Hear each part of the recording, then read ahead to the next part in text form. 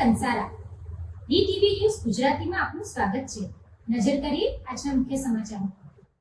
ઝઘડિયામાં ST તંત્રની બેદરકારી સામે વિદ્યાર્થીઓમાં ભારે રોષ જોવા મળ્યો। 110 જેટલા મુસાફરો માટે માત્ર 33 સીટની બસ ફાળવાતા વિદ્યાર્થીઓએ બસ અટકાવી વિરોધ નોંધાવ્યો હતો।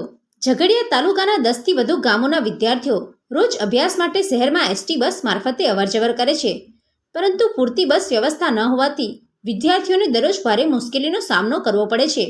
વિદ્યાર્થીઓનું કહેવું છે કે ક્ષમતા કરતાં અનેક ગણા મુસાફરોને એક જ બસમાં મુસાફરી કરવાની ફરજ પડે છે, જેના કારણે સુરક્ષાનો પણ પ્રશ્ન ઊભો થાય છે।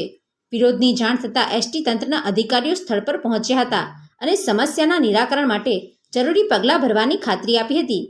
તંત્ર દ્વારા યોગ્ય વ્યવસ્થા કરવાની ખાતરી મળ્યા બાદ વિદ્યાર્થીઓએ પોતાનો વિરોધ સમેટ્યો હતો। હાલ વિદ્યાર્થીઓએ ચેતવણી આપી છે કે જો પૂરતી બસ વ્યવસ્થા કરવામાં નહીં આવે તો આગામી દિવસોમાં વધુ ઉગ્ર આંદોલન કરવામાં આવશે। હું કોલેજ કરું છું ને 4 દિવસથી અમે બસની મોટી માંગ કરીએ છીએ। બસ મિની છે, 33 ની સીટ છે, 110 જણ છે। આનું નિરાકરણ અમે કેટલી અરજી પણ લેખિત આપી છે, મૌખિક પણ આપી છે, પણ કોઈ નિરાકરણ આવતું નથી। બસ આજે આ બસને અમે જવા નહીં દે અને હજુ તો ઝઘડિયા ઉભા છે, આગળ નાના સંજા, ગોવાલી, જાડેશ્વર, તેની પબ્લિક જશે ક્યાં?